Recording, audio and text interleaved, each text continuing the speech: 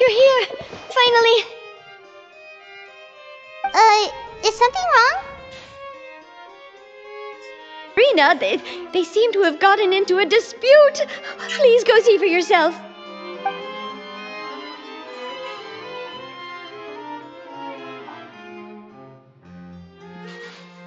Like I said, I've already explained everything!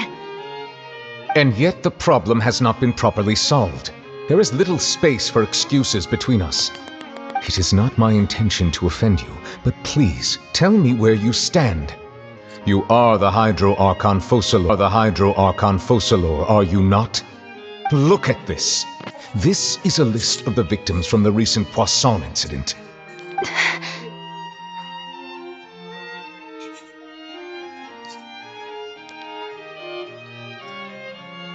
You mean...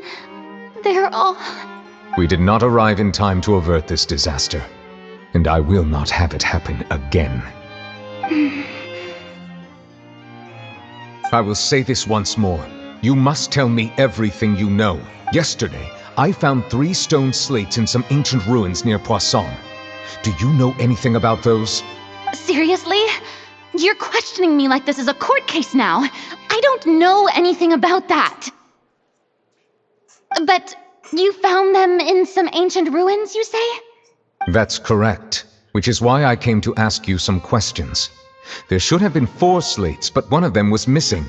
The other 3 feature different images that seem to correlate to the prophecy. The prophecy? The second of these slates depicts the previous Hydro Archon Egeria kneeling before a floating island in the sky, as if confessing something. Do you know nothing of this either? I don't. I've never seen such slates. I'll ask you again. Do you really have no information regarding the previous Archon? My deciphering of the slates indicates that the Hydro Archon Egeria once had to confess to, or apologize for, a certain sin. If anyone would know about it, it should be you. All gods don't have the same secrets, you know. She was herself and I'm me. Is it really so strange that I know nothing? I understand your concerns, but I'm sorry. I just don't have anything to tell you. Forgive me for saying this now, Lady Farina, but I have long known of your various secret investigations into certain matters. There are several indications that you have been investigating the prophecy on the sly. This is not strange in itself, considering that you are the Hydro Archon. But it is strange that you should also claim to not know any of Egeria's secrets, as well as do nothing following your inquiries. You have never been as superficial as you have presented yourself to be, nor are you a fool. And yet, your behavior is very inconsistent.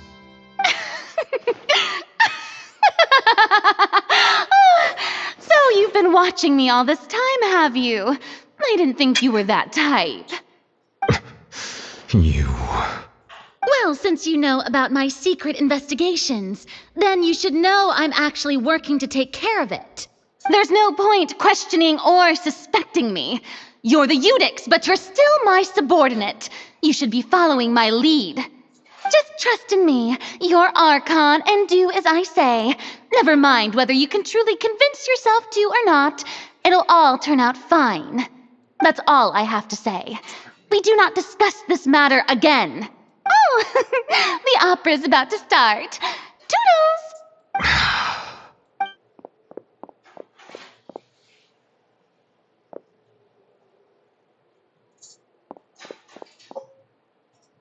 Did Farina not notice us standing by the door?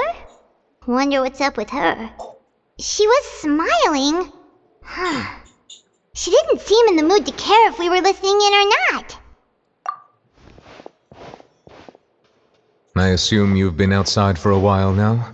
Oh, you noticed. Seems Farina didn't even realize we were here. She was in a great panic, though I cannot discern the reason. Our discussion reached impasses time and again, a state of affairs that we cannot allow to continue. Still, I do not understand. Dialogue is the basis for understanding, so why did she keep refusing to engage? Everyone in her inner circle has noticed that she is hiding some secret. The issue is her attitude. I fear that she will not reveal anything unless absolutely forced to. We may have to create a situation in which she will have no choice but to speak. Oh? Like what? Normally, people will only reveal the truth when standing trial. Perhaps we must have the Hydro Archon experience just such a scenario. But Farina's seen so many trials, and she's really good at dodging questions. How do we make sure that she won't just slip away at the first chance she gets? We will need to consider this thoroughly, join forces with various parties, and then do what we can. If at all possible, I would prefer to recuse myself from this affair, but we must prevent the prophecy from coming to pass. This may be cruel to her, but all Fontaine is in crisis. The information a god possesses is too precious, and so we must take a chance on this. But who will lend us their aid to do such a thing?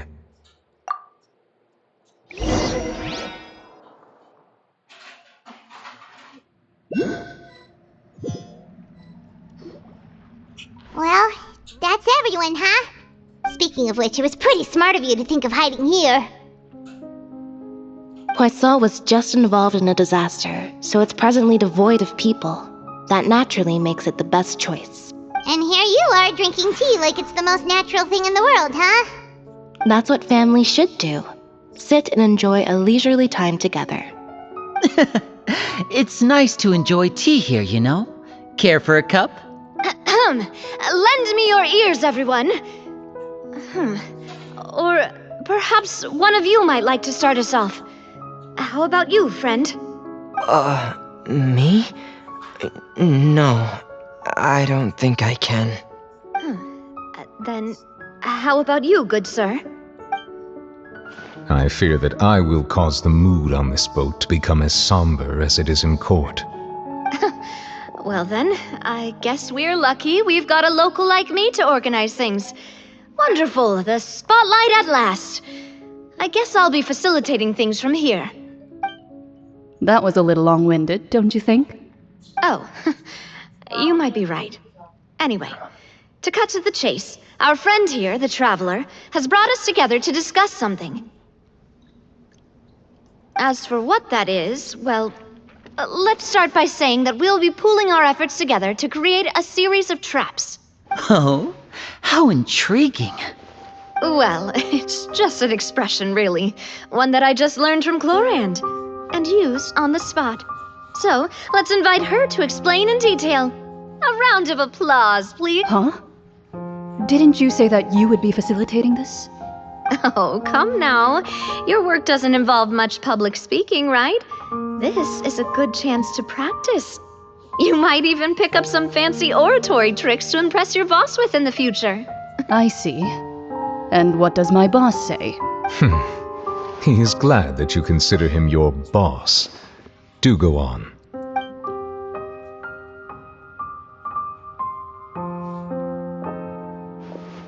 In that case, do any of you have experience hunting? Not that I recall. Fremine and I once used a wooden stick in a basket to catch wild rabbits when we were younger. As for Lynette, oh, right. You were sick that day, weren't you? I've also gone diving to catch some fish before. Does that count? I'm afraid not. You may or may not have heard, but Fontaine once played host to a group known as the Marechaussee Hunters. Though that was their name, they did not hunt animals, but rather various monsters left behind by the ancient dynasty of King Remus. Today, Fontaine's monster population has already thinned greatly, so the hunters have blended back into society, taking up arms in other lines of work. They even left a unique methodology of hunting in their wake. A trap comprises of the following components: bait, a trigger, and a containment device. Sometimes a lethal implement will also be necessary to deal with the prey. So, if we were to build a trap together, right now, what would you choose to build it with? For me, I would prefer something basket-shaped. Pigeons and rabbits will see the bait and naturally enter the snare. Our line of work requires a deft hand, and we're some of the best in the industry, so you can count on our techniques. You used some of those techniques while moving the people of Poisson, didn't you? My subordinates mentioned that you even performed some magic for the bawling children. Yes, and I even managed to gather some intelligence in the meantime. I'm quite the multitasker if I do say so myself. I'm afraid I can't claim that as my strong suit. I prefer more stable methods, like placing bait in the water and waiting for the fish to come within reach. That's the kind of method I would count on. Calm and steady. Exactly the kind of person who would catch loads of fish. And I can be their assistant.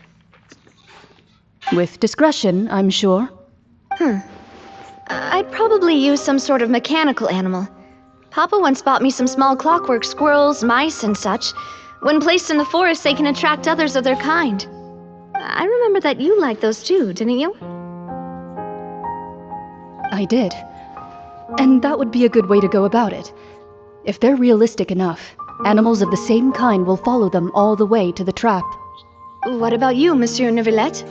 I fear I do not have any related experience. That makes sense. You usually solve problems directly, without the use of any such tricks. But I do have one more question for you, Monsieur. If we were to create a trap now, how would you design it?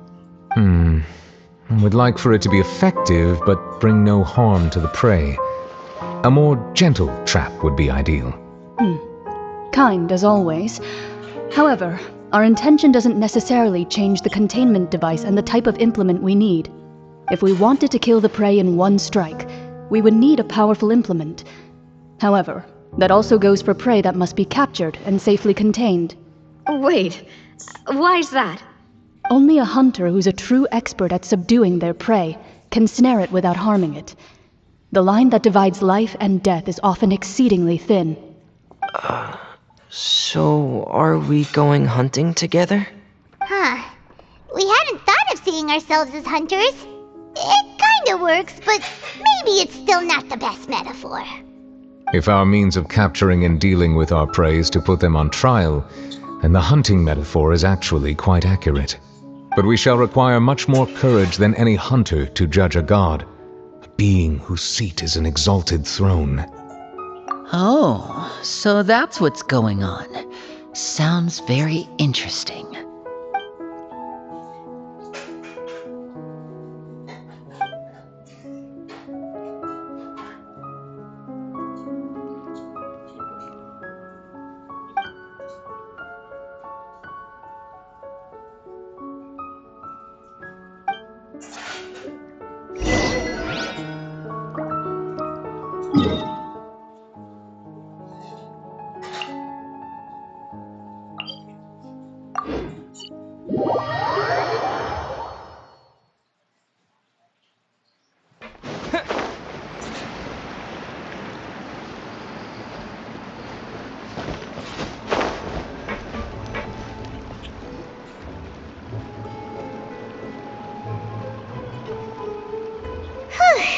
It's been a tough few days, hasn't it? So much has been happening. Paimon didn't think the meetings would go on for so long, but everyone seemed pretty fired up, huh? Paimon thought they'd be at least a little frightened. Well, Fremine was, now that Paimon thinks about it, but everyone else just looked a little surprised. Well, it's hard to say. Paimon doesn't have any experience with this sort of thing. But with you around, Paimon sure will do great. After all, you're the most reliable person in the world, aren't you? Did you just pour some tea? Paimon didn't notice you doing that at all. Then what's that? Paimon's never seen that cup before. Don't be frightened. I'm just joining you two for tea. I merely refrained from saying anything till now. Who's that voice? But there's no one here. What a strange conclusion. But also such an interesting one. You two make such a fascinating combo. And yet, even you feel confused. As such, I couldn't resist but come by for some tea and a chat. Consider me a passerby, just accepting a commission from my friend's disciple on a whim. Precisely. Call me in, a mage who wanders the world.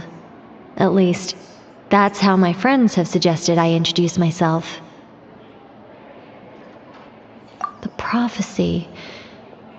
Yes, what has been prophesied will be fulfilled. You may view such things as the history of the future. What? Then is there any way we can stop it? People call such things fate, and it is written in the stars. It cannot so easily be altered.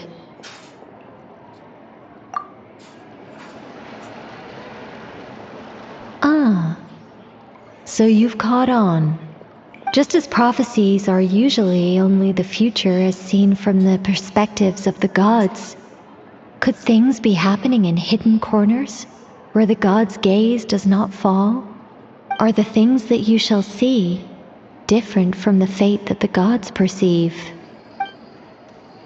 What is she talking about? It all sounds really impressive and important and stuff, but it also sounds kind of scary. I believe that you understand, right? Some things are insignificant, but others, you must reach out to change. Ultimately, fate shall serve as your only guide, no matter what will happen in Teyvat's future. All you need to do is to play your part. This was good tea, by the way. Thank you for your hospitality. Well, that'll be all for today. The voice. It's gone.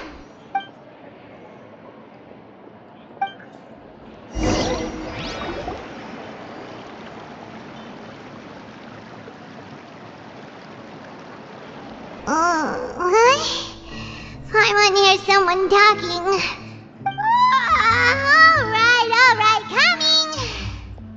Hey, it's you who's getting lazy, okay? Well, I see I've walked in on some lively banter. Mona! Fine, just fine. I went to take part in that Steambird panel. It turned out to be more interesting than I expected. Not all Fontainians are pessimistic about this. One journalist mentioned that sitting around and waiting for the end to come would be wrong, and that they should make their own rescue preparations. I agreed, so we had a brief chat with her. Did she have pink hair by any chance? Why, yes, it was Charlotte. I assume you've heard of her, no? That daredevil journalist? I'm in full support of her view. Prophecies are very important, but how can people allow their lives to be commandeered by just a few words? That's right! Paimon's glad to hear something sensible for once. Ah, yes, about what we had discussed before. I did try, but I'm afraid I couldn't reach the old hag. I'll try again tonight, but I wouldn't get your hopes up. Huh?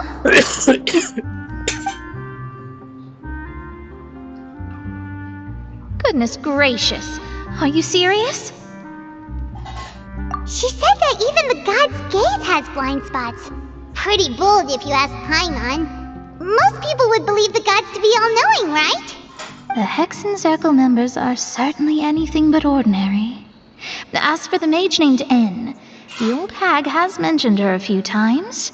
She said that N's sense of direction is incredible, and that she loves guiding those who are lost. But I've never met her, and if she were still alive, she'd be... Well, suffice it to say that the hag's at least a few hundred now, and N's been around for longer than that. Whoa. The Hexen Circle sounds like a scary group. But they must really stay in shape to live so long. Their abilities alone are pretty terrifying. If she came to see you personally, then the problem you're facing must truly be of great importance. Well, it's not like Paimon could understand anything she said. Yes, she was quite cryptic, but I suspect she means that there is still a way to turn things around. She didn't say when or what that would be, though, so Perhaps it is something that you cannot know right now.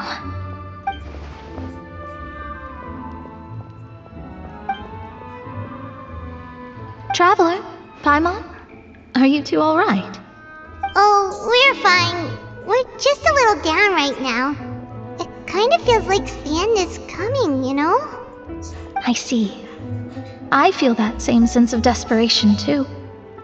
I guess you could consider me someone who has often witnessed fate. So far as I have seen, it cannot be swayed.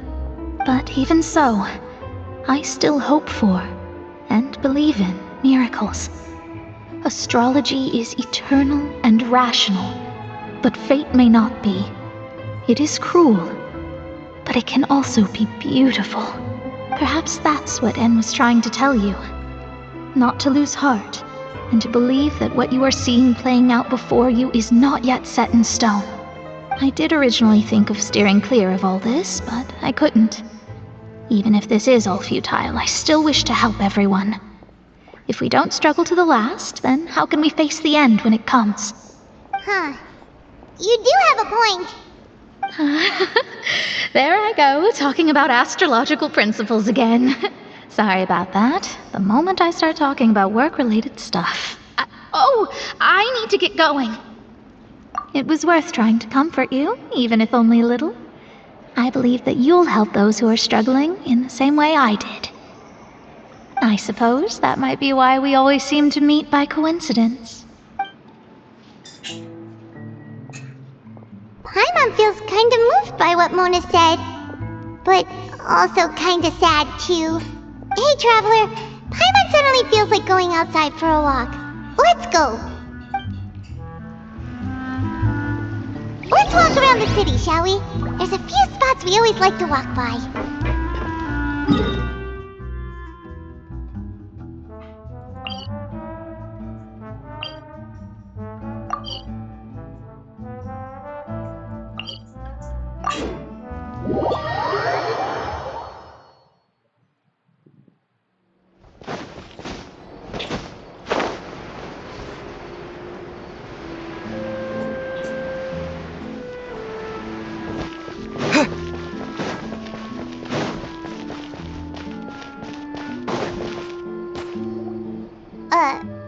Huh? Our names are written in this newspaper. What's going on? Let Paimon see! The underwater stronghold, the Fortress of Meripede, has continued in its noble autonomy, but that does not mean that others cannot interact with it.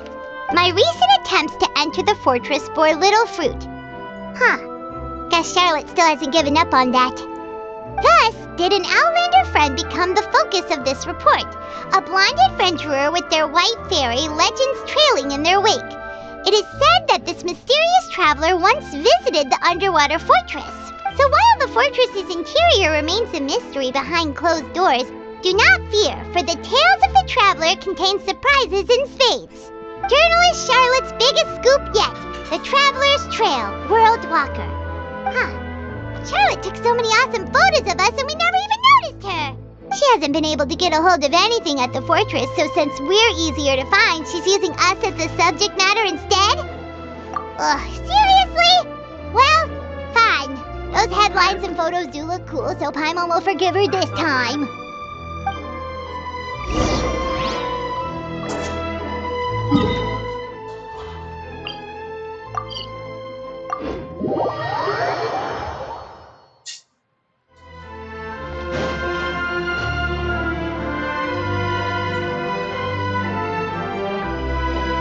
We're here! Paimon's hungry. Should we go in and get something to eat?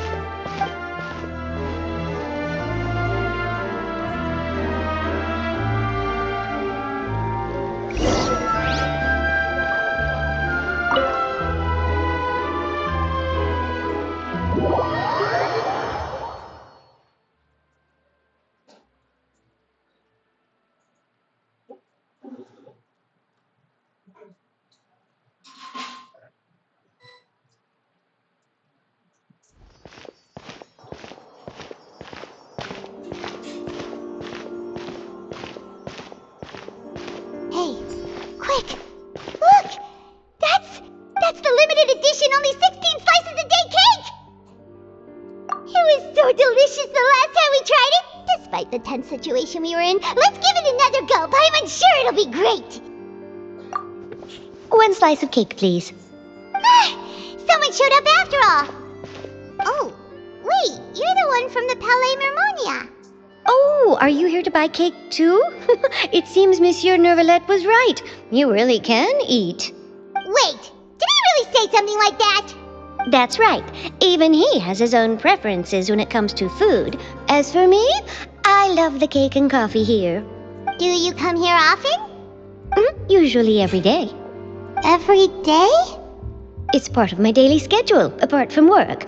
I shall have my cake and coffee. Then what if someone told you one day that this place would be closing soon, and you wouldn't get to eat cake here anymore? What would you think? But why would it close? Well, Paimon doesn't know either, but maybe the waters will rise tomorrow. You know, like in the prophecy. Oh, the prophecy. To be honest, I haven't paid much attention to that. No, still, even if there'd be no more cake tomorrow, that wouldn't keep me from having some today. No, it's the same for eating in general. You might not be able to eat tomorrow, but if you can do so today, then you should carry on. That's what people call living, you know. Huh. Don't be sad. Excuse me, could I have 2 more slices of cake to go? These 2 slices are for you. Sijuin said that this kind of expression you're making is what humans call being sad. Oh, you know Sijuin? I sure do. She was born before me, and she sometimes comes to the surface to teach us things about humans. She said that humans are creatures that are saddened easily, yes, and you can only lift their spirits by feeding them delicious food. So please try the cakes here. I've got something else to do, so I'll be going now. You two try to stay in a good mood after eating, all right? Bye.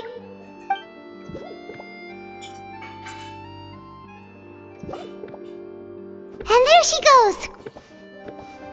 All right, let's dig in. Paimon's sure this cake will be delicious.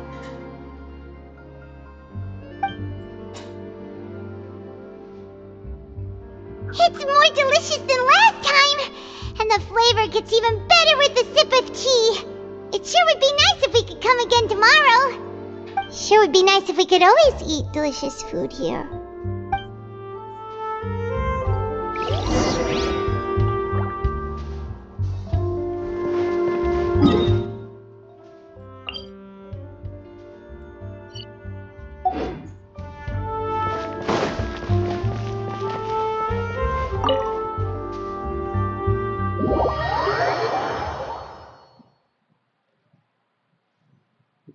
Oh, we're near the Seabird office.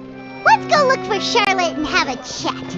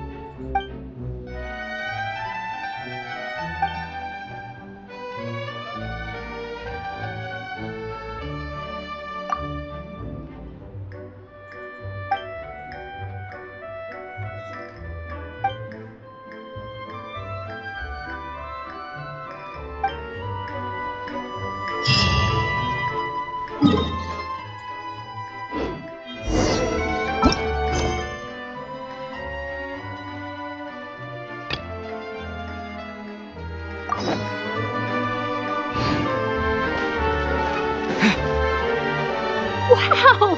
If it isn't the Traveler and Paimon! Oh, have you seen the article I wrote about you? Ha! You've got some nerve! You just used us to make some quick mora! Oh, you needn't worry about that. I heard that you were in Poisson some time back, so I sent you a letter to discuss just that. It appears you didn't receive it, though. It's all right, though. I've set aside the amount intended for you. I've even set the table with some food. Really? Oh, you're the best! You're almost a little too easy to win over, Paimon. If I were a journalist with ulterior motives, you'd be in trouble now, you know. Oh, Paimon knows you're not like that. Still, what brings you here all of a sudden? Were you looking for me? A friend of ours met you a while back, and when she mentioned it, we thought of coming to see you. Her name's Mona. Ah, so you know Miss Mona as well. She's a guest columnist for our paper. Really good one, too. She's so young and already such a brilliant astrologist. So she mentioned me? What did she say? She said that you're a real daredevil of a journalist. Nice. In which case, can this daredevil journalist dare to request an exclusive interview with the legendary Traveler and Paimon? Huh? So your article in the paper today doesn't count?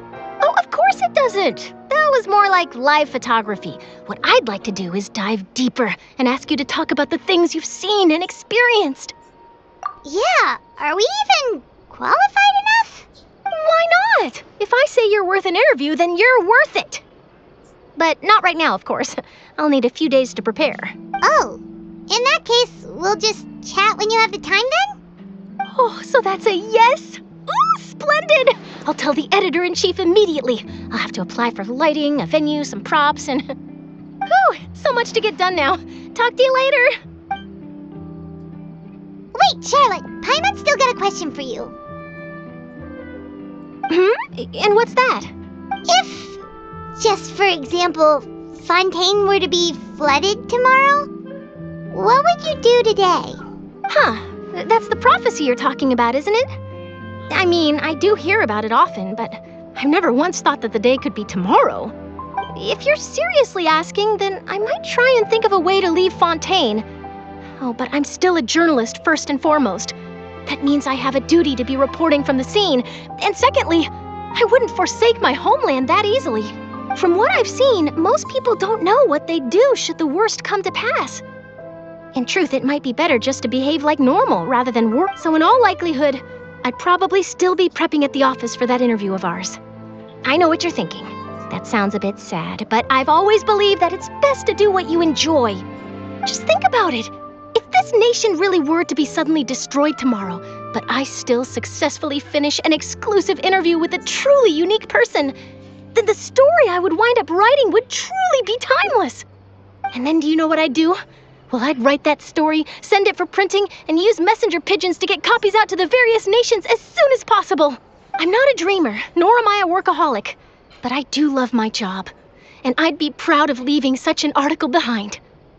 I guess you could say that I was born to be a journalist. But anyway, that's my answer. And on that note, I'll get back to my preparations. That's so nice.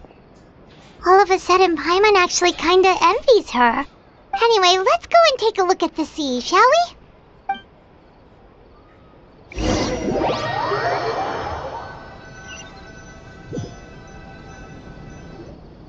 The sea breeze and scenery can be a pretty soothing combo, huh? Paimon's been thinking. If it wasn't Fontaine, but all of Tevat that would be destroyed tomorrow, where would we go and what would we do? No, Paimon should ask, if you could choose, what would you like to do?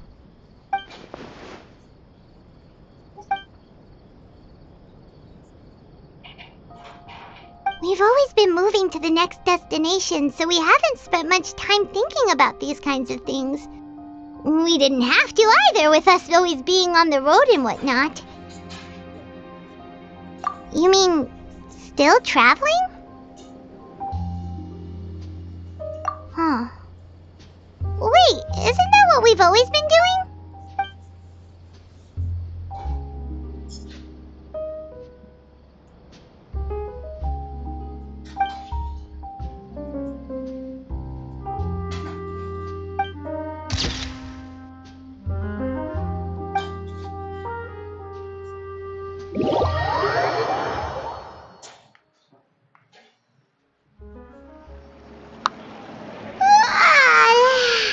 Feels like you'll grow mold if you stay here long enough.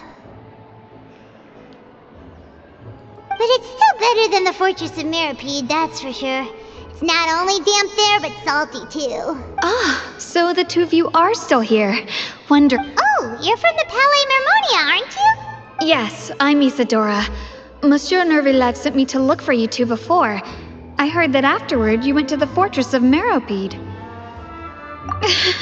Not at all. I'm well aware that you're friends of his. Actually, I'm here to pass along a message from him. Yes, inside the Opera House. The Maréchaussée Phantom has declared the incident a small-scale riot. A riot? Well, that said, I don't personally think it was that serious. Lady Farina was watching a performance at the Opera House, and while she was resting during an intermission, some other audience members suddenly started harassing her, loudly accusing her of doing nothing about the prophecy crisis. And before she could respond, others started to join in. The crowd continued to grow, and protests against the Hydro Archon started to break out. So people have started to put the blame on Farina. Guess they finally found an outlet for the pressure they've been under due to the prophecy. I agree. People will naturally rely on gods, as is customary. But the moment people feel threatened, gods are also the first to be blamed. So what happened after that? Is Farina okay? Seeing that the situation was spiraling out of control and that further argument was pointless, she claimed that she'd gotten tired of this and left in a hurry. The Maréchaussée Phantom had their hands full maintaining order and did not catch where Lady Farina had gone. Only when things had stabilized did we realize that she had gone missing. So, you mean she's still missing? That's right. The Maréchaussée has dispatched many people to search for her, but we don't have any leads yet. That said, I don't think there's much to worry about. She is a god after all. Even if she were to fall into the hands of rioters, what could ordinary people do to her? Good. Monsieur Nervillet sent me to tell you about the situation, but he didn't say anything else. Don't worry, this is more than enough to go on. Thanks for keeping us informed. Ah, is that so? Well, alright then. In that case, you two take care.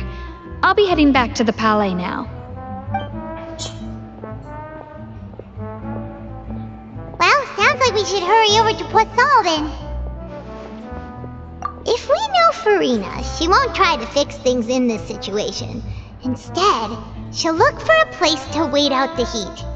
And, as we also know, she may be loud and dramatic, but she doesn't have a heart of stone. When Nervillet was talking to her in the Palais Mermonia, and she heard about Poisson, she couldn't hide her sadness and remorse.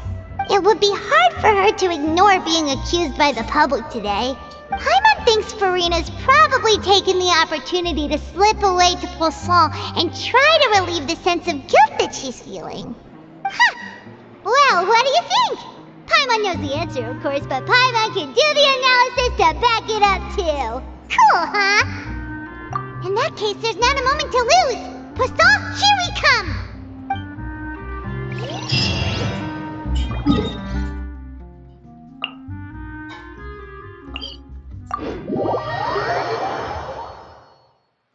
This place looks deserted. Guess all the survivors must have evacuated already. All that's left here are signs of devastation. Could Farina really be here? Let's try to find her as soon as possible.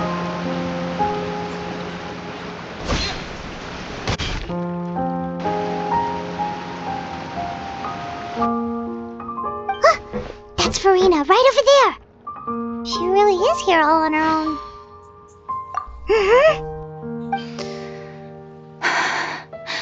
Should I just give up? This is all meaningless. What was meant to happen did happen after all. Everyone's dead. I'm sorry. I'm so sorry. Give up, Farina. There's no point in holding out.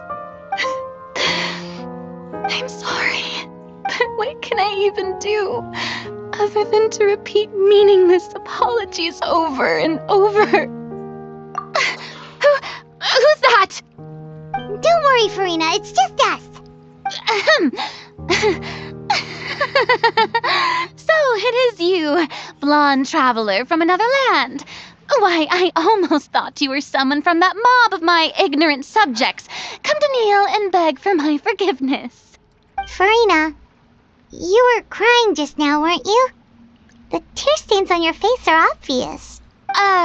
What do you mean, tear stains? Oh, I remember. The show at the Opera House earlier this morning was so moving. I'm still trying to process it. Who did that uncivilized rabble think they were, disturbing my enjoyment of the arts? They even dare to tout their Archon. I must teach them a lesson. I can just imagine their twisted and frustrated faces once they realize that I'm nowhere to be found. Oh, and I'm sure Nouvellette and those people from the Maréchaussée Phantom are freaking out right next to them, too.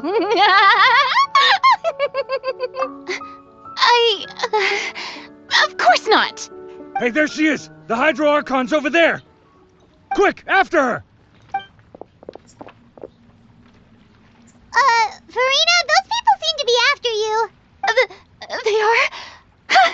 They're just some rabid fans who want to cut the line because they haven't been able to meet me in person, aren't they? That's against the rules. I can't let them get their way. Farina just ran off! Quick, we have to catch up with her!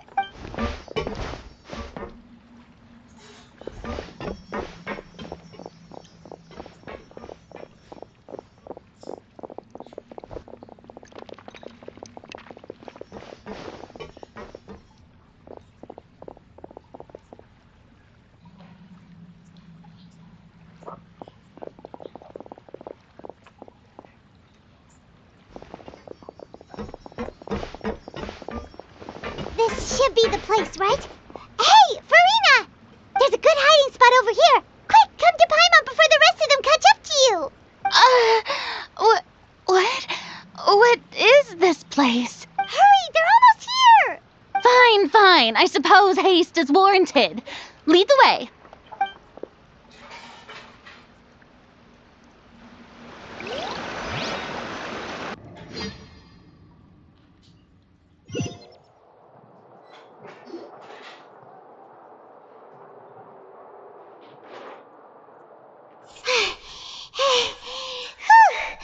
Paimon's exhausted.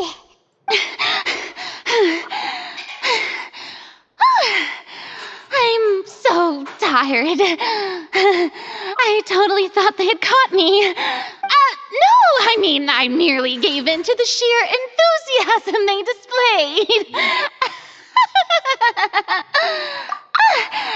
You're right. Yep, that's a good girl. What's happening? The ground's shaking. Is it an earthquake?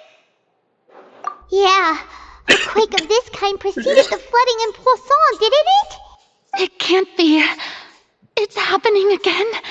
Well, there's no need to worry too much about that. Neverlette's made some emergency plans, so the evacuation should go a lot smoother this time. Yeah, I hope you're right. But the people of Poisson, they've already...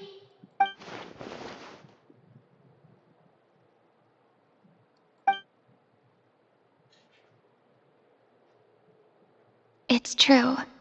I've been investigating the prophecy for hundreds of years. I once had informants all over Tevat, searching for clues and feeding information back to me. I've tried all kinds of ways, too, to hold back the sea. Anything to keep the coastline from advancing. But all my efforts proved to be futile in the end. Really, the truth has been clear to me for a very long time. We cannot make an enemy of the divine. No matter what we do, the will of the heavenly principles will have its way, and the prophecy shall be fulfilled. Give up. I do love the sound of that phrase. It would mean finally coming to terms with fate, but also for me to finally be free. Indeed, I've thought about giving up so many times, especially after we almost lost Poisson. Fate is really unreasonable, isn't it? It has no heart and obeys no rules. The prophecy has only just started to come true, and so many people have already lost their lives. But just now, it all became clear to me. I still don't have the right to come to terms with fate on behalf of everyone else. As long as the final moment hasn't come, it's still not too late. Don't worry. I will keep hope alive for everyone until the very end. Well, that's enough for now. I got the impulse to play the stricken maiden, but honestly, considering my rank and station, that wasn't a good fit at all. Don't take any of what I just said seriously. How could I possibly let Fontaine fall to the whims of trivial prophecy? Come on! Paimon could have sworn you were actually being honest just now.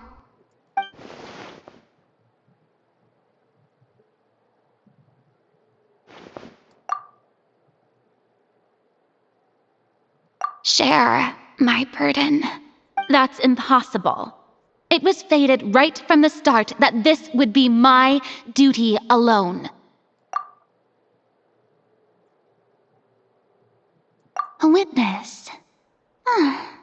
Yes, I've heard that you came to Tevat from beyond the stars, yes. In other words, you never belonged here.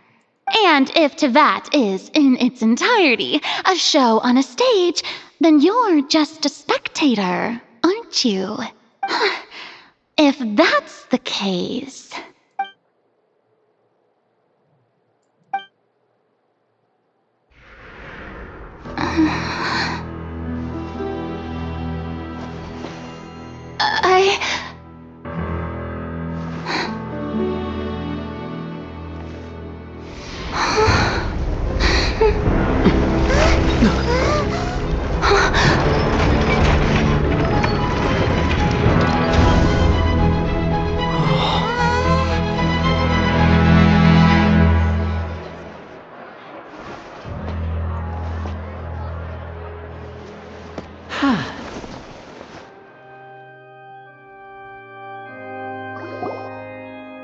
Ladies and gentlemen, this concludes my opening performance. Now, without further ado, we may proceed to the trial of our god. So this is what it is. Yes, you deserve praise for the effort you took to raise the dramatic stakes. Do not forget, however, that I am Focalor, the god of justice, the embodiment of justice itself. Does it not strike you as even the least bit absurd to bring the very concept of justice to trial? May I interpret these words as your refusal to stand trial? In that case, you will have the opportunity to defend your honor through a duel. You would draw your blade against a god? I see. It seems like you have made up your mind.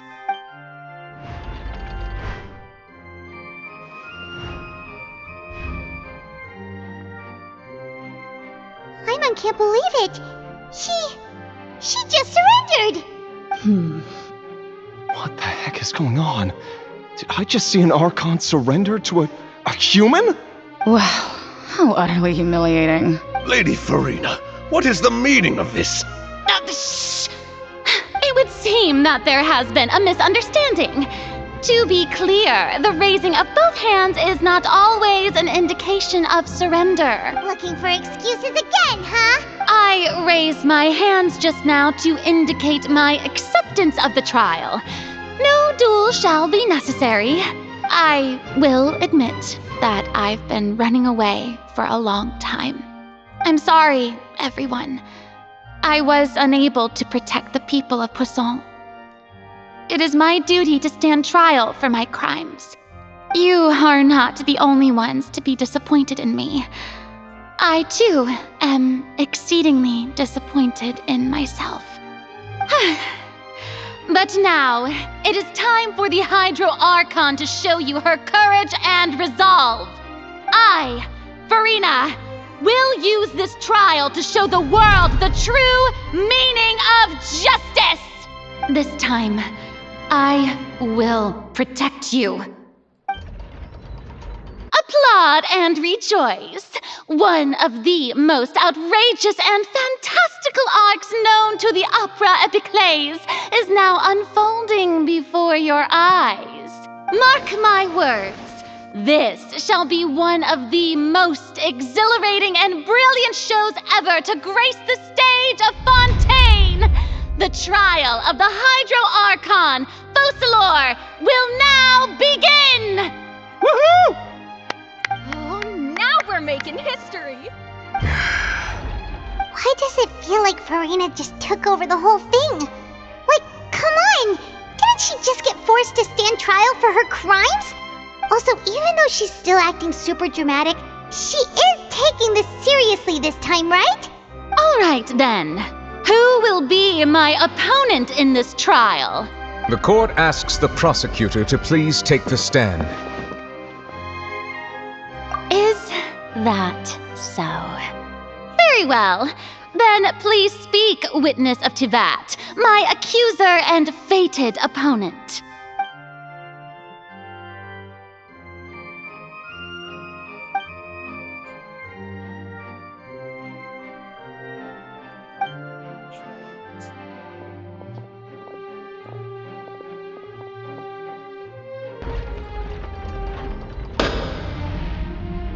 Also, please allow me to ask, as a final question before the trial begins, just how much work did you do to force me onto this stage? Well, we did do a lot of prep after the meeting that day. I can go over the tasks assigned to the Spina di Rosula, since they were rather straightforward and easy. Navia, the president of the Spina di Rosula. Most of the people who participated in the disturbance this morning were my subordinates. They changed into plain clothes and came to the opera house as regular audience members, waiting for the perfect opportunity to incite insurrection against you. The people's resentment against their Archon has been building as more and more of the prophecy is fulfilled. A spark was all we needed to turn smoldering anger into a flame. Moreover, according to our understanding and analysis of you, When something like that occurred, you would likely flee the scene and head to Poisson by yourself. So, we arranged for a second group to lie in wait there. So, you mean the ones who scoured the settlement for me were also from the Spina? And their goal was to force you to step into the giant magic box so you may personally participate in the greatest magic performance in all of Fontanian history. That's right. That house was a magic box, rather than someone's residence. As the super ultimate version of the setup that I used when I first performed at the Opera Epiclese, the volume of the box was increased by a whole order of magnitude, and the distance it traversed was the entire gap between Poisson and Areneas. Its cargo, of course, was an Archon instead of a human. My thanks, Farina. Without your help, we could never have pulled off such an extraordinary performance. You're welcome? Of course, this performance was only made possible with Father's support. The House of the Hearth spent a massive amount of labor in Mora to pull this off. We had to select a location, construct the giant magic box, dig a tunnel, and open up a path through the water. It was a lot of work for all of us. So, in other words, the earthquake that we felt within the giant magic box was just a normal tremor from the transportation of the whole house? That's right. It wasn't a sign of another disaster to come. Then, I can guess Nervilette and Cloran's parts. You gathered a crowd, prepared a stage, and made sure that the champion duelist would be immediately ready for a fight. Also that as soon as I appeared on the stage, the trial may commence without a hitch. Am I right? Yes, that is correct. Well, Clorand, I must commend you for your courage. Only the most outstanding champion duelist in all of Fontaine would accept a duel with an Archon without flinching. Thank you. As for you, traveler, I suppose your role was to keep me distracted with conversation once you found me in Poisson. You'd make sure that I didn't notice anything amiss before revealing yourself as my prosecutor once we'd arrived onto the stage. Oh?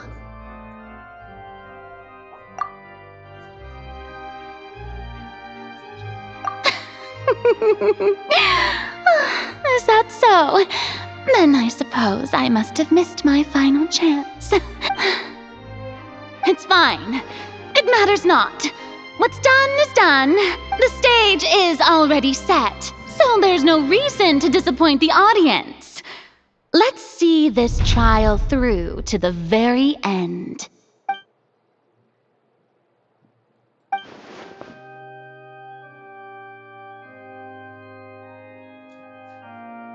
Sir Prosecutor, please allow me to pass this along. This is a document that Miss Charlotte applied for and received permission to share with you during the trial. According to her, it should speed up the proceedings. Huh? Charlotte wanted to give us something? Oh, so she's here too! Hey, Charlotte! Oh, let Paimon see. Isn't this the exclusive interview that she did with us before? So she's already finished it, huh? Wait. Then that means this document is a perfect timeline of everything that's happened ever since we stepped foot in Fontaine! So in other words, we can refer to this anthology of evidence every time we want to use something from our journey as evidence for an argument! Let's quickly confirm the information in it. Just think of it as a refresher, alright? You defeated the Hydro Archon in the very first duels you took part in at the Opera House. That's one for the history books, all right. I didn't think that you'd wind up getting to the bottom of the case I'd been following all this time. I guess this is the first time Monsieur Nervilette had a difference of opinion with the oratories. Even the Hydro Archon can't figure it out. A Fatui Harbinger. She's an extraordinary person. Her instinct must mean something. The fortress of Meripede was almost destroyed in a single day. That I didn't witness that scene personally will always be a source of professional regret, I think. According to Monsieur Nervilette, both Child and that whale should have been in the primordial sea at that time. I nearly lost my awesome friend Navia. To be honest, that still gives me shivers. The words of someone as extraordinary as a witch can probably only be truly understood when something surreal happens to you.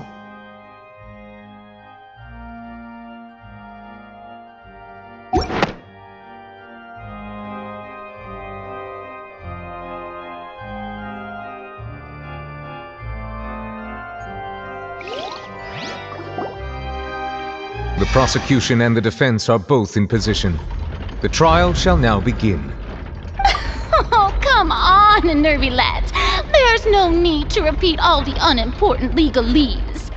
Just fast forward to the part where the prosecution lays out my offenses. As the defendant and the lead actress of this performance, I still haven't even been informed of my supposed guilt in all of this. Of course, it is only natural for humans to struggle to understand the actions of a god. However, you will need more than that to convict me of a crime. That's true, but my charge here is unrelated to your conduct as an Archon. Instead, I would like to charge you as a fraud who's never been the Archon in the first place. Wait, what was that? Lady Farina's a fraud? Hey, I came here thinking that we were going to try the Hydro Archon for forsaking her duty, but did I hear that right? She's not our Archon at all? Charge accepted. Lady Farina, do you plead guilty to the charge? Lady Farina. I plead not guilty. How can I be guilty?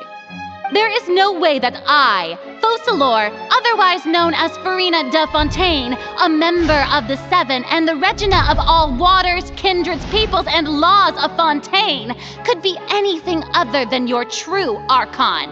Yeah, even though Lady Farina can be rather eccentric, isn't it going too far to doubt her very identity? Yeah, I've never questioned her identity either. Sure, Lady Farina can be super irresponsible, but what grounds does that prosecutor have to make such a huge claim? I have cause to believe that common sense will prevail in this case. Many of the members of the audience have known me as the Hydro Archon ever since they were born. There would be no fooling their memory. See? Even the Oratrice has decided to show me its favor. Are you sure you want to commit to a charge that will never be upheld? If you wish to drop the case, I can promise you as the God of Justice that you will not have to face trial for making a false accusation. We will treat everything that's happened as a dramatic spectacle and move on with our lives. What do you say to that? Huh. An argument with near impossible odds, huh? We have to not only refute Farina's claims, but also overturn the long-held beliefs of the people. Well, I tried to give you the chance to surrender. If you must persist, then let me ask. If you believe I'm not the Archon, then what manner of being do you think I am? And if I was not the Archon, then how did I manage to live for over 500 years?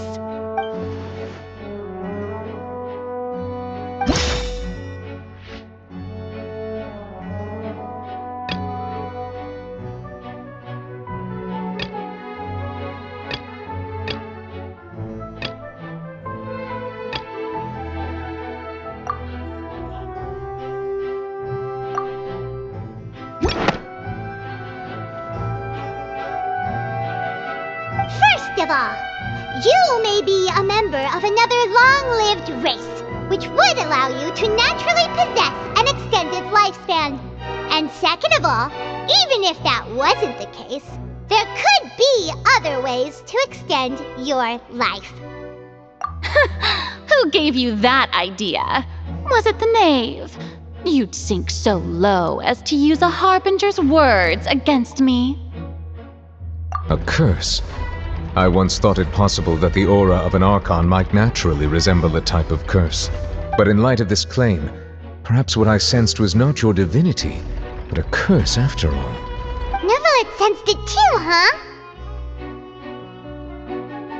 Lady Farina is actually a human?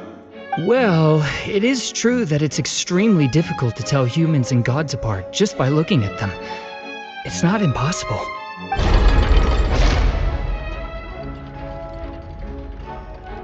Well, don't start celebrating too early now. Even if I have been carrying a curse like you said, how does that prove that I am merely a human being? Besides, everyone knows that the main difference between a human and a god is the possession of authority. Gods can do what humans cannot. That's why they're worshipped as gods. For centuries, manifestations of my authority have served the nation of Fontaine. One need only to turn their eyes towards the Oratrice Mécanique d'Analyse Cardinal in this very opera house, or consider the endemnidium that is used in every aspect of life.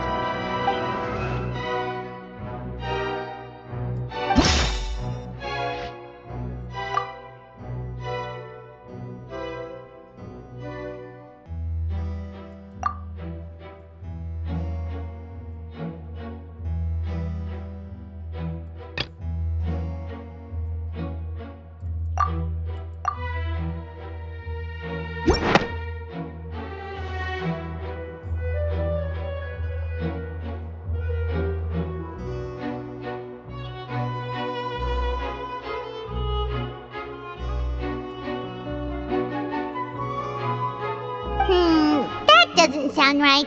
Paimon doesn't think this clue can be used as compelling evidence to build our case.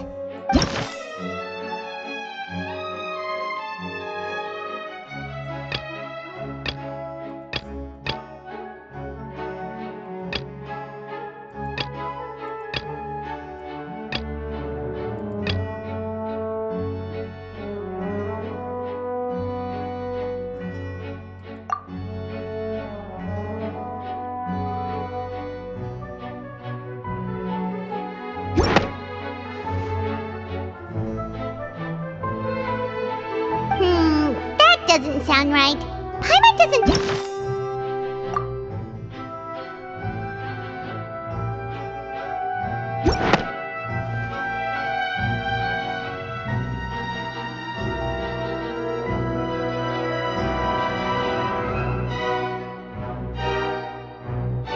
You tried to reference the Oratrice.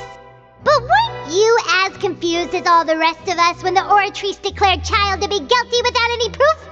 Otherwise, you should have come up with a good explanation for that by now. Didn't I make myself clear at the time? The decisions of the gods are naturally difficult for humans to comprehend. There is no need to provide an explanation.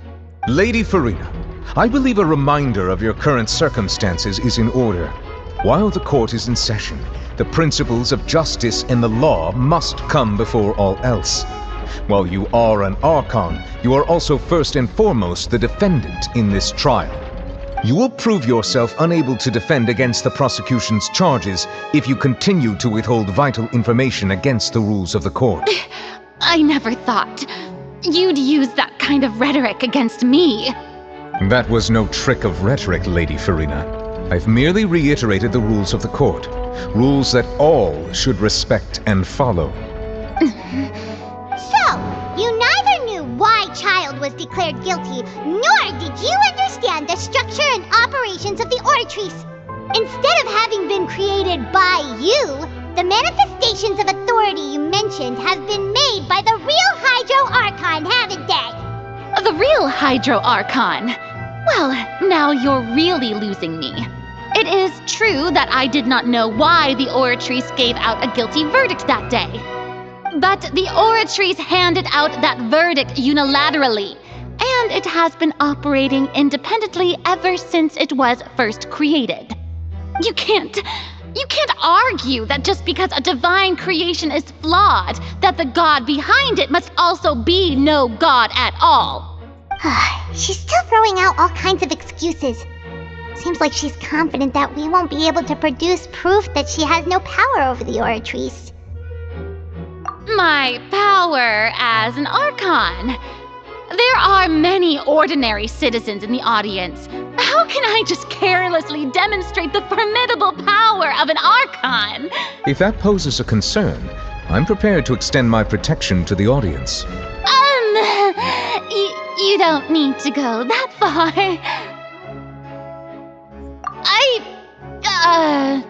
Aren't you the Hydro Archon? Or is it that you can't even wield the power of Hydro, much less the authority of a god? Indemnitium! Yes! It's all because of Indemnitium! All Archons derive their power from the faith of the people, and I've converted the people's faith in justice into Indemnitium. Thus did I give up all of my divine power to provide everyone with energy for their daily lives. Have you ever seen a more magnanimous god? Isn't that a huge stretch? Yeah, no matter how generous an Archon can be, how could they give up all their power? Can a god with no power even still be called a god? It seems like nobody's buying Farina's excuse. Hey, come now, everyone. Please don't stare at me as if I was a liar. I'm still the same Farina you knew, right? The one that you loved. Shouldn't you want to believe in me? Please? You've got to believe me. If what the prosecutor said is true, she really has committed a grave offense. Did she deceive all of us? And all of our parents and grandparents too? And all of our ancestors? Ever since they were born? Enough! That's enough. Tell me then, if I'm not the real Hydro Archon, then who is? If you have no evidence of another Hydro Archon's existence, nor can you find anyone who can back up their claim to be such, then what grounds have you to say that I'm not actually the real deal? Wow, she came up with yet another argument. How can we refute her now? Seems like she really doesn't want to give up.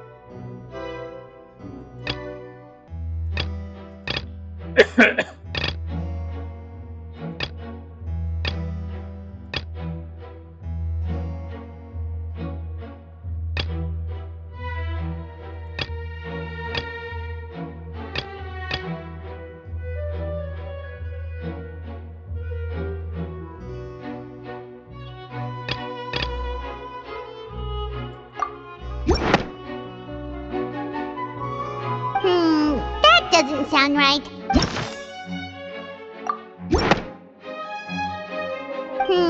That doesn't sound right. Paimon doesn't think this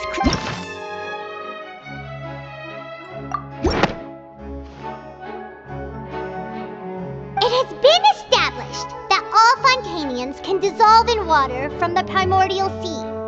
And that means... Since you insist on claiming to be a god and not a human, then there's a method that you can use right here and now to eliminate all suspicions of you being the latter.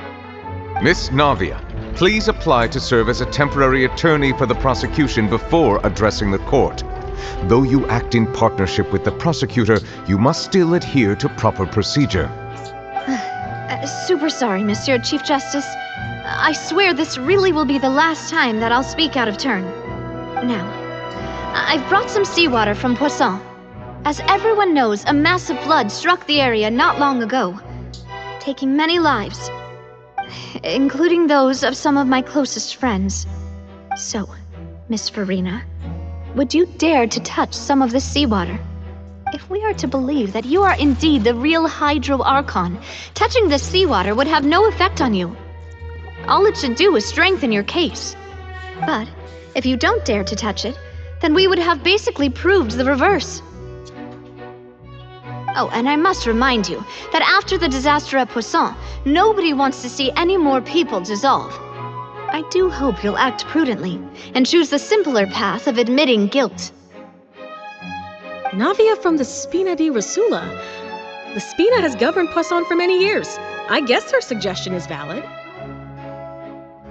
If Lady Farina is indeed just a human, she's probably Fontanian like all the rest of us. Would she really dare to try?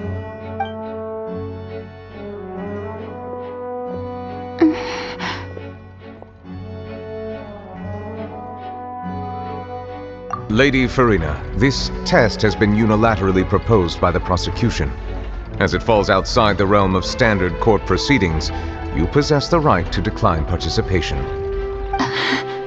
Well, of course he had to tell her that. But refusing to participate is basically the same as a confession of guilt. She's just staring at the water without saying a single word. It really does seem like she's quite terrified of it. That could only mean... What's going on? Is she really planning to... that's not what we thought she would... Due to the inherent risk of the test, Lady Farina, you may... What? Hey!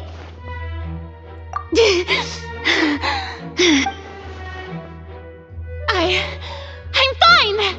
Look at me, everyone! My hand is still here! I haven't been dissolved! Will you believe me now? I really am your Archon! I'm nothing like a normal human who would fall apart as soon as they touch this water! Really, was this not the most obvious thing in the world? Miss Siegewin? If you're present, Miss Siegewin, please come forward and attend to the defendant. Siegewin? Don't be nervous. It'll just take a few seconds. Let me see. That should be enough. Please announce the results of your evaluation to the court, Miss Siegewin. As everyone doubtlessly saw, Miss Farina was displaying symptoms of hyperventilation and flushed skin. These indicate that she was experiencing the adverse effects of exposure to primordial seawater. The extent to which she was affected is the same as other humans when exposed to primordial seawater of a similar concentration. Thank you, Miss Siegewin. Lady Farina, you may return to the defendant's stand. Oh, wait. What did she just say? I didn't get dissolved. Shouldn't that be enough to prove my innocence? Well, considering your tendency to run from your problems, we did originally prepare a direct sample of the seawater around Poisson. However, after extensive discussion, we exchanged it for a sample that is not concentrated enough to dissolve an actual human. After all, on the off chance that something entirely unexpected might occur, we don't want anyone else to lose their life to the sea. Yeah, so out of regard for Farina's life, you secured a low-concentration sample and asked the head nurse to serve as an expert witness. It's a great thing that the direct sample wasn't actually used. Farina could have... I can't believe... You...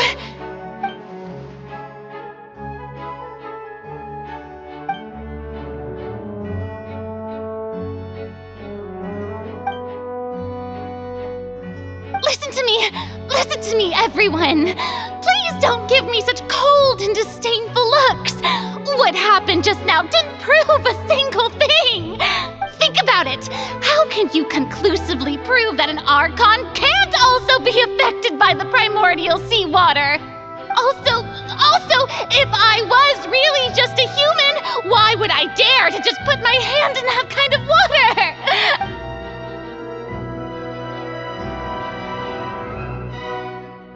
Please, anyone, just listen to me! I swear, I really am your Archon!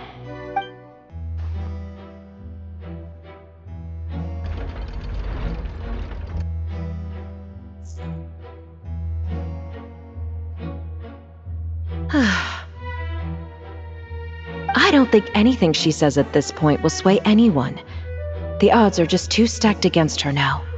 With all the things that have been said, Paimon doesn't think there's any way left for Farina to win. I believe the time for arguments and presentation of evidence has come to an end.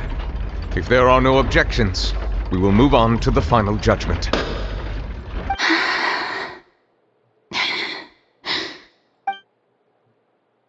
I don't think anything she says at this point will sway anyone who's too stacked against her now.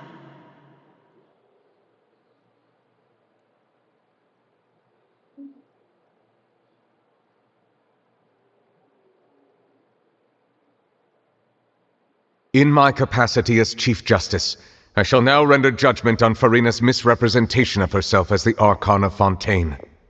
As a human who knowingly deceived her fellow citizens, Farina is guilty.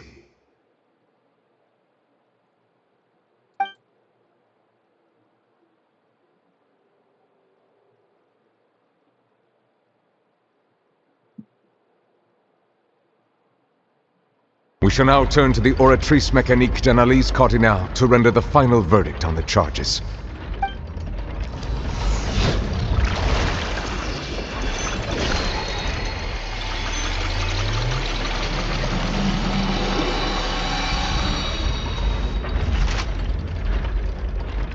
According to the judgment of the Oratrice Mécanique d'Analyse Cardinale, Farina is... Well, what's wrong? What's the Oratrice's verdict? No, the Oratrice also displays a guilty verdict. Isn't that correct then? However, the exact wording of the verdict is thus: the Hydro Archon, guilty, to be punished via the death sentence. The death sentence? That's actually one of the available sentences? I've always thought that it was just a myth. The one and only time the death sentence has been handed out at the court, and it's been given to the very person we've worshipped as the god of justice? What an unexpected twist. Farina's been sentenced to death by the Oratrice? We just wanted to use the trial to show her the seriousness of things so she'd tell us the truth. How did things escalate this quickly? This outcome is indeed quite strange. According to Fontaine's current definitions of justice, as well as its recommendations for criminal sentences, is this sentence really appropriate for the crimes that have been committed? Yeah! Even Vacher wasn't sentenced to death by the Oratrice. You know, the real evil mastermind behind the serial disappearances case. Indeed. Not only is Farina's sentence overly excessive, the very point of our trial today was also to prove that Farina has never been the Hydro Archon in the first place. But now, the Oratrice seems to have deliberately invoked the title of the Hydro Archon. What does this mean?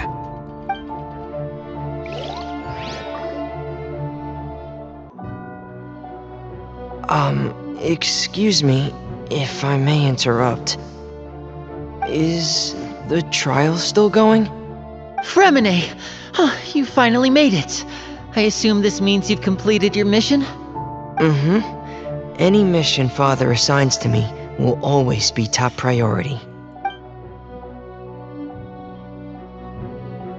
Is that the first prophecy slate? Huh. So the knave privately arranged for Fremine to try and find the missing slate. I looked everywhere and finally found it at the bottom of the sea. It took me a long time to get around some dangerous stretches of water. But has the trial already concluded? Then doesn't that mean I've come too late?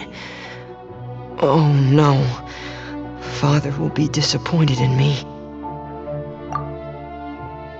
Thank you for your hard work, Mr. Fremine. Please allow me to review the record left on the slate. Traveler, I believe that you have already seen the other existing slates, and would like you to come here and confirm their contents. Huh? So what do you see? What is it?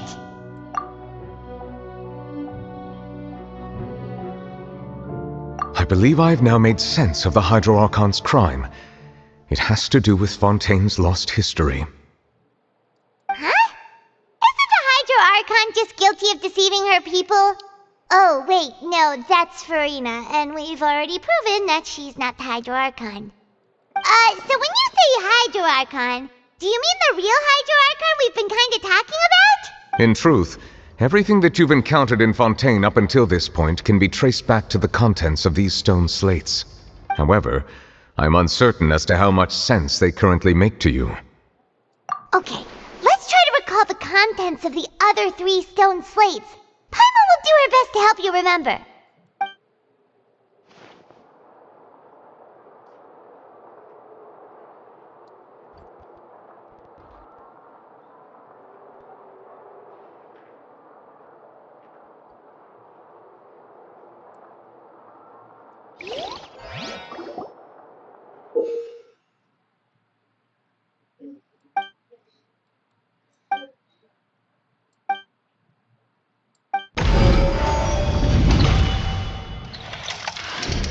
The first stone slate describes what you just said.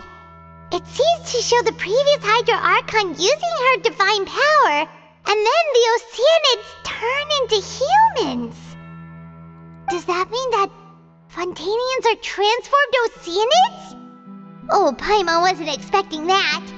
But if Oceanids can turn into humans, then perhaps this process can be reversed as well. The second stone slate shows Celestia floating in the sky, and the Hydro Archon and her people worshipping it together. But the heavens still brought judgment down upon them. This must be the point when the Hydro Archon and the Fontanians were branded with their original sin. Does this mean that the original sin and the Hydro Archon sin are the same thing? The third slate shows the Hydro Archon sinking into the sea surrounded by many people. That reminds Paimon, didn't we also watch that happen to someone else? Well, the fourth slate is the prophecy the Fontanians have been talking about. People dissolving into the sea, the Hydro Archon crying on her throne, and so on. We didn't believe that such a crazy disaster could happen at first, did we? But after that incident, it was just a question of when and not if.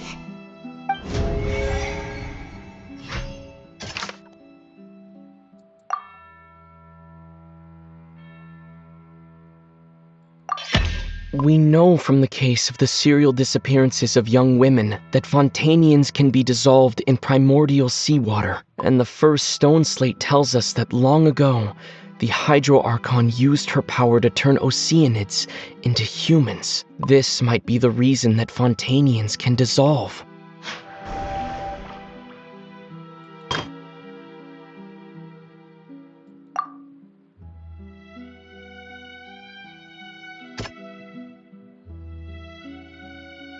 That doesn't sound quite...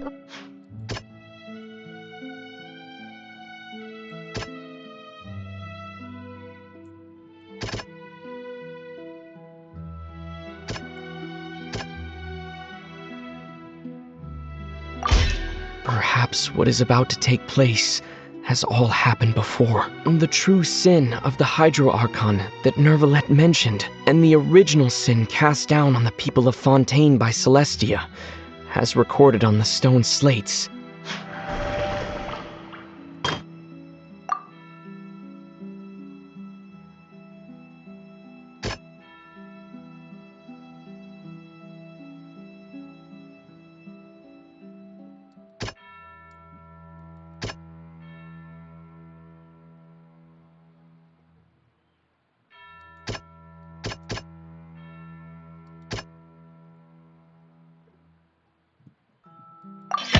It's not as simple as falling into the sea. When Navia fell into the sea, her consciousness was subjected to judgment. The stone slates show the people gathered around the Hydro Archon in the sea. Could that be alluding to the same thing?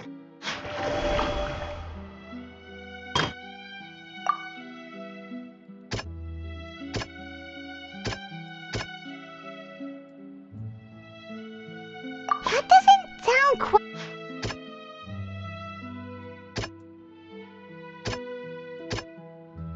That doesn't sound...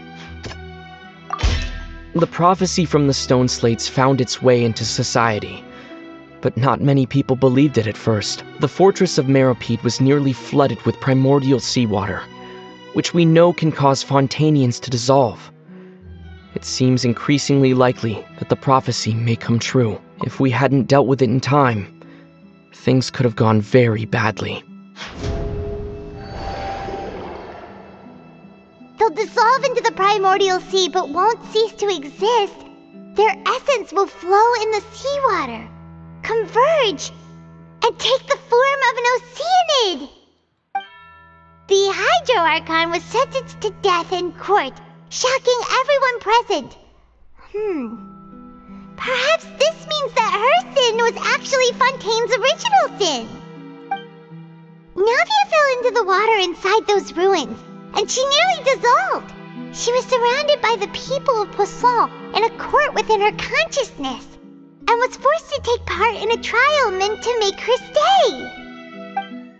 The eruption of the primordial sea at the fortress of Meripede was the surest sign that the prophecy was about to come to pass no matter what. The stone slate's contents can all be verified by recent events. If we combine what we know together, loads of truth should come to light.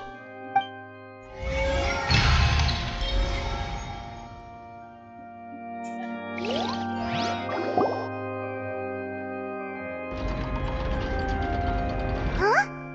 Oh, Paimon gets it now! So that's how you can make sense of it. But then it feels like we're going to have to share some truly shocking revelations. Let's hear them. Incredible. Linny, did you hear that? We're not real humans. All Fontanians were originally created by the late previous Hydro Archon, with Oceanids as their basis.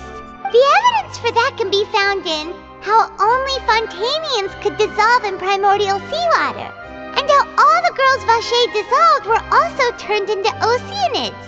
Oh, and according to Navia, when she was about to get dissolved, she also saw everyone gathered around for a trial, all of them in the shape of Oceanids. Indeed. Yeah, and it follows from the content of the first slate that she probably angered Celestia by creating humans without prior permission. That could also explain why the Oratrice judged the Hydro Archon to be guilty. It's to account for that ancient sin. The Hydro Archon's true sin was creating us? And yet, after many hundreds of years, the Hydro Archon's creations have turned around to try to judge the Archon within the Opera Epiclese. The twists of history are often the most unexpected of all. Yeah, isn't the image here just like when Navia fell into the sea? So wouldn't it be trying to show the image of the Hydro Archon also falling into the sea once the prophecy has been fulfilled in the fourth slate? In the end, the people will all be dissolved into the waters, and only the Hydro Archon will remain weeping on her throne. Only then will the sins of the people of Fontaine be washed away.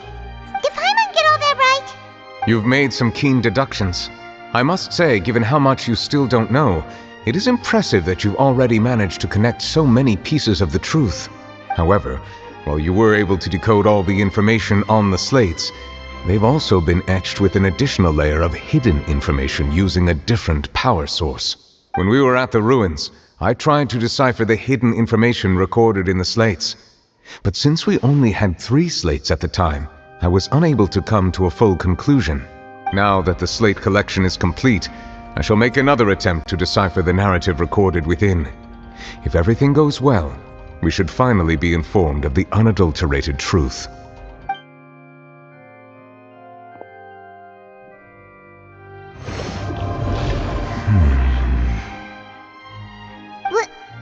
Well? Did you get it? I believe I should share this truth not only with you, but with all the people of Fontaine as well. I will try to briefly summarize it for you. Your hypotheses regarding the origin of Fontanians and the sin of the Hydro Archon were both correct. In the Fontaine of old, the previous Hydro Archon sensed the yearning of her Oceanid familiars for life on land. The Oceanids were enamored with the beauty and romanticism of human beings, and wishing to have those experiences for themselves, expressed to the Hydro Archon their desire to become of a similar kind. However, even though water as an element is intricately linked with the power of life, The Hydro Archon, as one of the seven, did not possess the authority to create a new form of human life, not one to give in. She eventually found a way to create permanent humanoid bodies for her familiars by appropriating the power of this planet's primordial sea. She poured primordial seawater into the Oceanids' blood vessels, creating humanoid mimics in the process. But if Fontanians were to ever come into direct contact with water from the primordial sea, the power within their bodies would escape these artificial restraints and return to the sea. As a result, their forms would collapse, and they would be reverted to their original forms as Oceanids. Of course, the Hydro Archon never received permission from the heavenly principles to create a new human race. And thus, the Hydro Archon and all of her creations came to shoulder the original sin of appropriating the power of the primordial sea. That is the true history of how the people of Fontaine first came into being. So we were all Oceanids before we turned into human beings? That's way too much information for me. I think I'm just going to pretend that I never heard a single thing. Wait, but if that's the truth, we can't let the Hydro Archon be sentenced to death. After all, her only sin was creating us. This really might be too much information for your regular Fontanian, but it does answer a lot of our questions. Alas, your hypothesis regarding the third and fourth stone slates was inaccurate. The slates' respective positions are, in fact, correct. A key point of the visual on the third slate is how all the individuals depicted in the water are humans rather than Oceanids. They have not been dissolved, which implies that the water depicted in this slate is not water from the primordial sea. The nation of Fontaine is the nation of Hydro, as well as the nation of trials and justice. Instead of being the literal element, the water in the scene symbolizes judgment and justice. You may also recall Navia's experience. When she fell into the sea, her consciousness was surrounded by that of many others who intended to hold a trial to determine her fate. Therefore, the meaning of the third slate is that the people of Fontaine shall try the Hydro Archon at the court of justice. Yes, it refers to our present situation. I think I'm following now. So, what you're saying is, even though we decided to put on this trial to avoid fulfilling the prophecy, in truth, everything we've done has happened exactly as the prophecy foretold. So now, it seems, we're the ones making sure it comes true. What should we do? Huh. No matter what, the prophecy will be fulfilled. Is this what it feels like to be a prisoner of fate? If that's the case, does that mean the scene in the fourth slate will also be fulfilled soon? Traveler, I would like to point out another small fallacy in your deductions. About the fourth slate, you probably thought that the eruption of primordial seawater beneath the fortress of Meripede served as the surest sign that the prophecy was about to come to pass, yes? However, I believe that rather than being a sure sign, that eruption could in fact only be a small warning of something far worse to come. As for the root cause of the catastrophe, I believe you've already encountered it once before.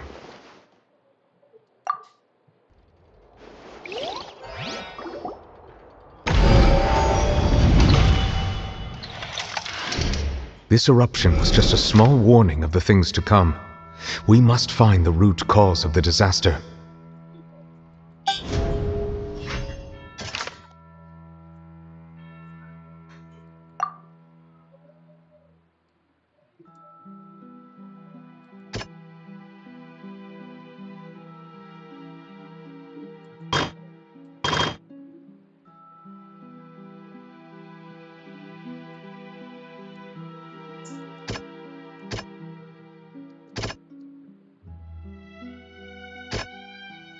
That doesn't sound...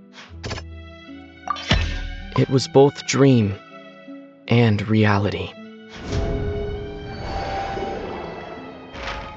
If we're talking about a true culprit, that could only be that thing inside the primordial sea, right?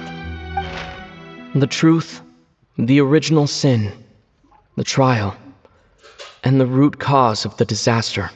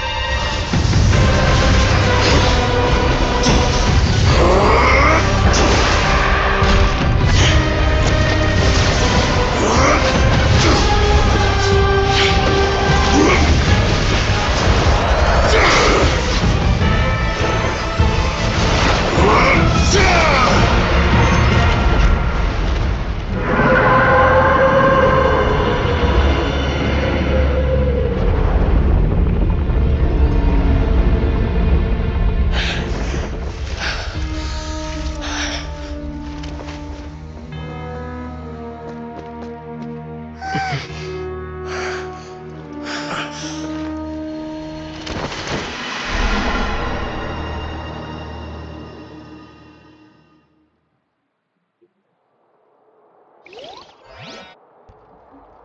was way too close! How did that thing just burst into the Opera House? Wait, was that the huge whale you saw in your dream? So we've met it at last. I understand very well why it has chosen to make an appearance here. That whale does not belong to Tevat. It is a monster that has traversed the stars, weeping all the while. It has been greedily consuming the energy from the planet's primordial sea, using it to grow. That is the main cause for the rising sea levels. And once it has finished consuming all primordial seawater. Precisely. That whale finds the blood of Fontanians nigh impossible to resist. Therefore, when it left the primordial sea, it decided to make its next stop a packed opera house full of food. Food in the form of Fontanians.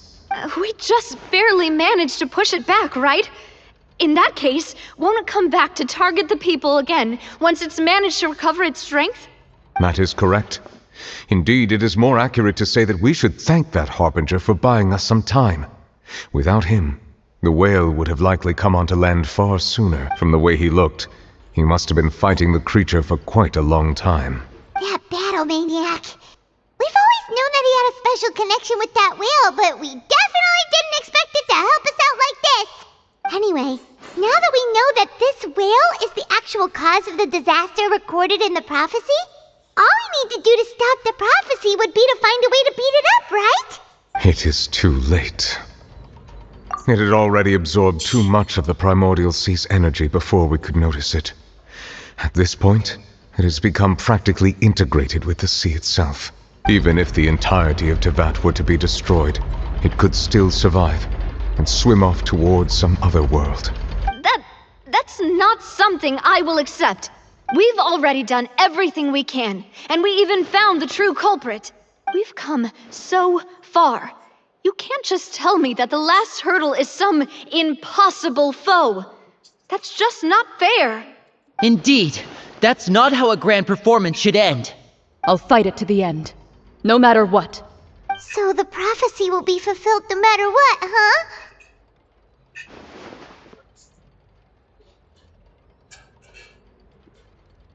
The prophecy. Yes, what has been prophesied will be fulfilled. You may view such things as the history of the future.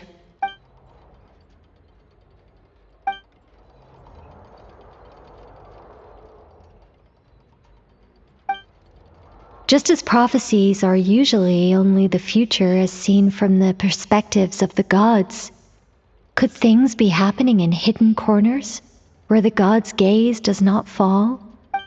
Ultimately, fate shall serve as your only guide, no matter what will happen in Tevat's future. All you need to do is to play your part.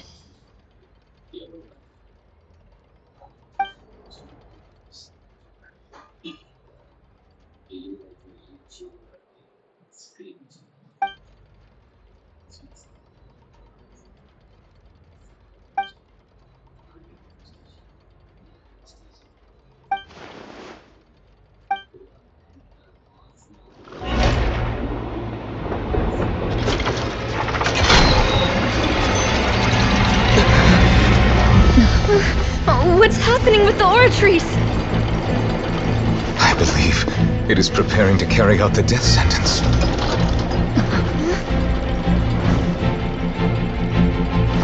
Farina!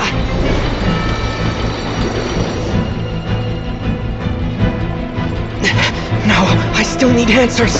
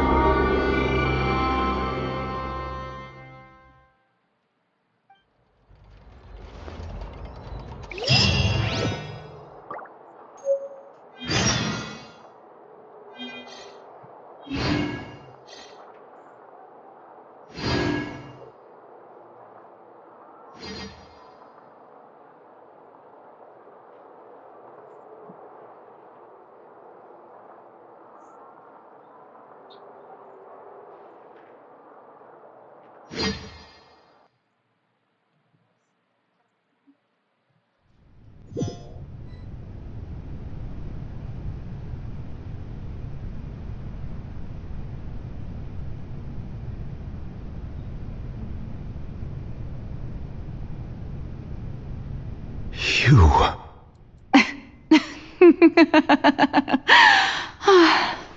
Sorry. That shocked expression on your face is just too amusing. I couldn't help myself.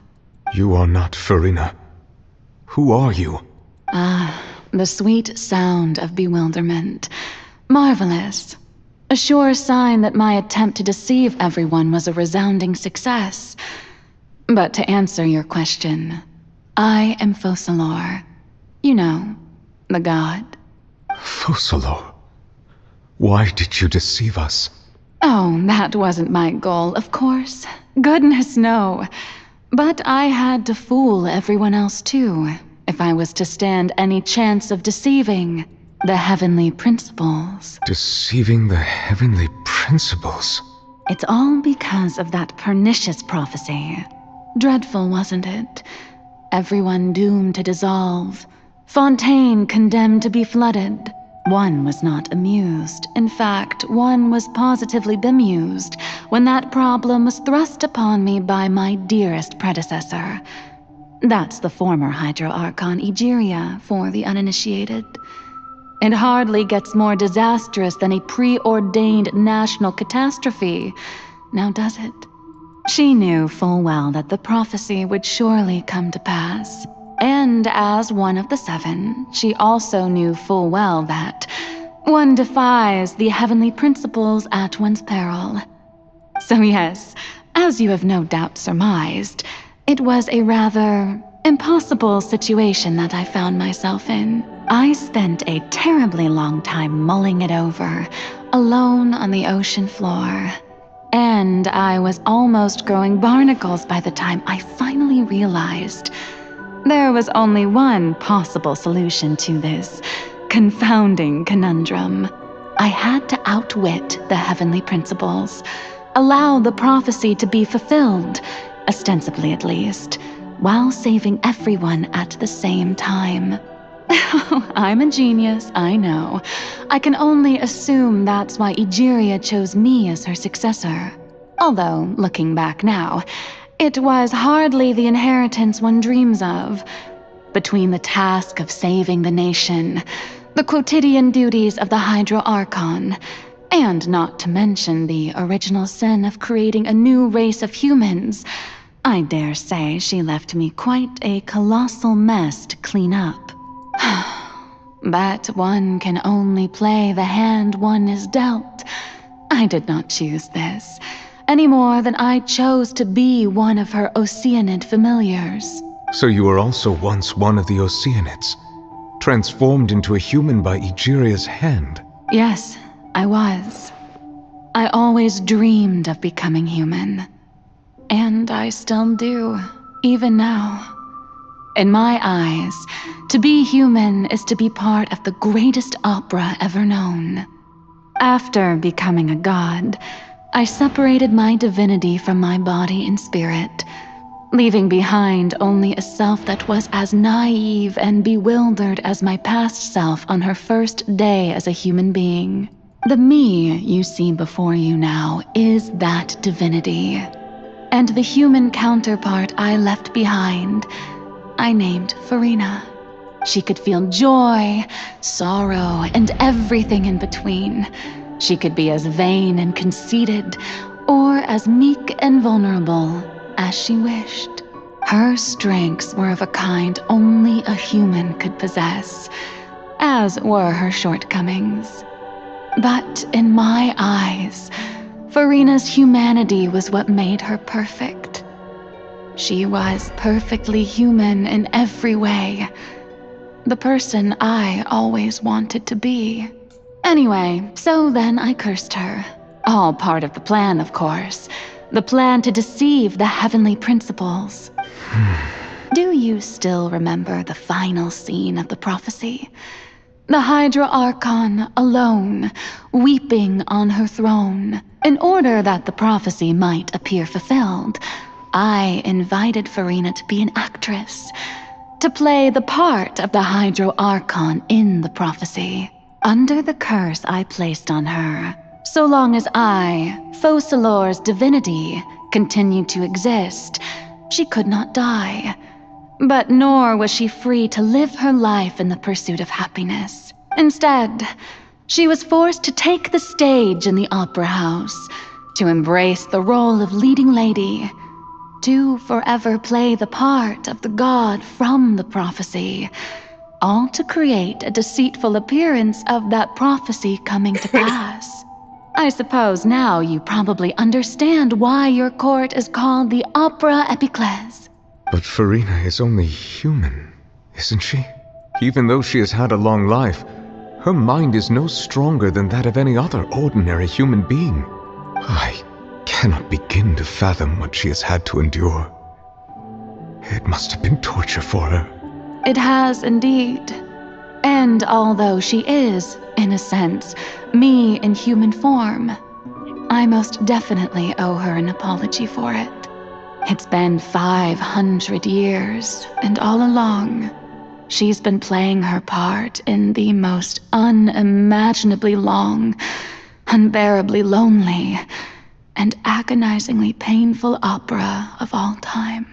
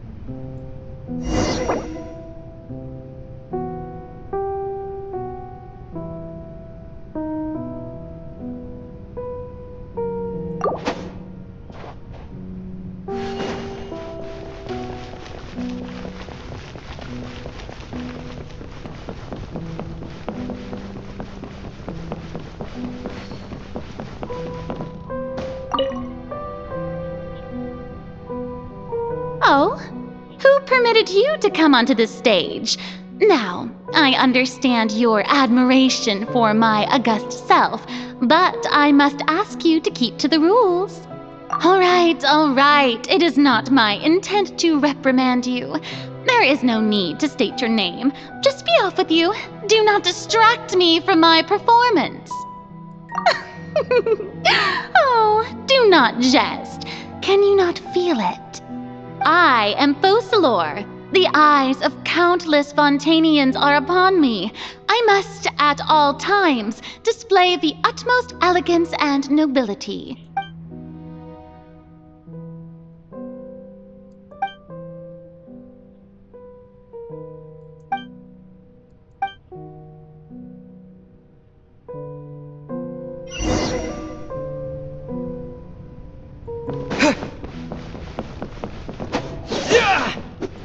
Dear audience, the performance is experiencing a technical difficulty, but worry not. The guards shall resolve it soon enough.